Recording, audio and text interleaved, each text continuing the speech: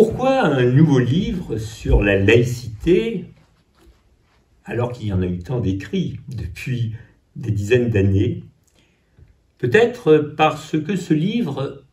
a une petite différence, une petite plus-value. C'est qu'il associe la laïcité, c'est-à-dire la séparation entre l'État et les religions,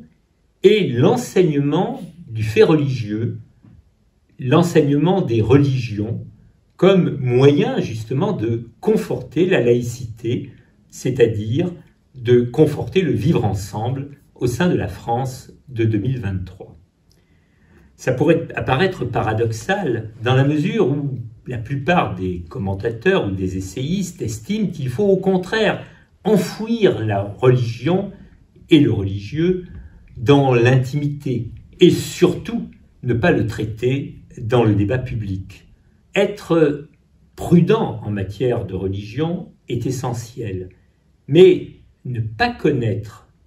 la religion, ne pas connaître les religions, ne pas connaître le facteur religieux, c'est probablement une grave erreur, parce que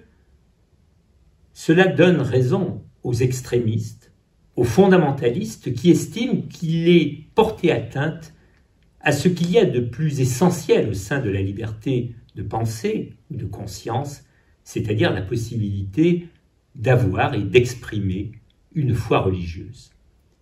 Ce livre fait référence au débat qu'il y a eu depuis la loi de 1905, votée dans un tout autre contexte et qui m'apparaît ne plus répondre aux besoins de la société d'aujourd'hui. Elle fait référence également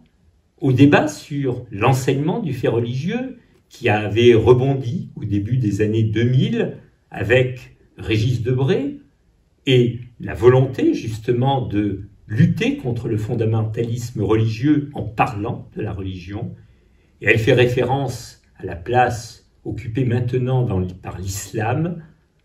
au sein de notre société, place qui fait tellement de débats en France aujourd'hui, alors que 6 millions de personnes expriment dans une société dans laquelle ils se sont intégrés leur foi religieuse qui est différente de nos traditions chrétiennes. Voilà de nombreux sujets qui méritent d'être traités probablement à nouveau frais et que ce livre tente d'aborder comme une ouverture au débat.